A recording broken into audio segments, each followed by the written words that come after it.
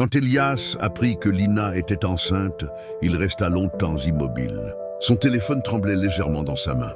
Elle souriait. Elle semblait protégée, entourée, aimée. Et ça, il ne pouvait pas l'accepter. Dans son esprit, une idée naquit. Calme, froide, définitive. Je ne la laisserai pas construire ce bonheur.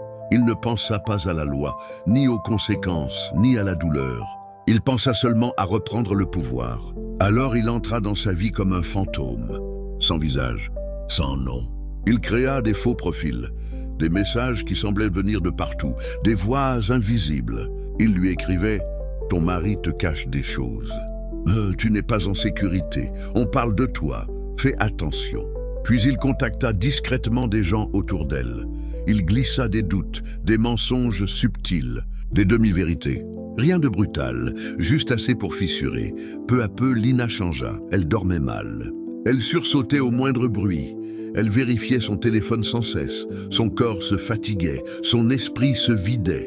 Elias observait et il calculait. Il savait qu'elle était fragile. Il savait qu'elle avait peur. Alors, il choisit le moment. Un jour important, un jour où elle devait sortir. Un jour où elle était déjà stressée. Il provoqua une situation. Un message, une information fausse, une urgence inventée, quelque chose qui la fit paniquer. Son cœur s'emballa, ses mains tremblaient. Elle ne réfléchit plus. Tout alla trop vite. La confusion, la peur, la perte de contrôle, puis le noir. Quand elle se réveilla, elle était à l'hôpital. Des machines, des voix basses, des regards graves. Et la phrase qu'aucune mère ne veut entendre. Elle avait perdu son bébé. Pendant ce temps, Elias lisait la nouvelle sur son écran. Dans l'ombre de sa chambre, sans bouger, sans émotion, un long silence passa. Puis il murmura « C'était inévitable ». Dans sa tête, il réécrivait l'histoire. Elle l'a mérité. Elle m'a oublié. Elle m'a remplacé. Alors je l'ai ramenée à moi. Il regarda encore la photo qu'elle avait postée autrefois.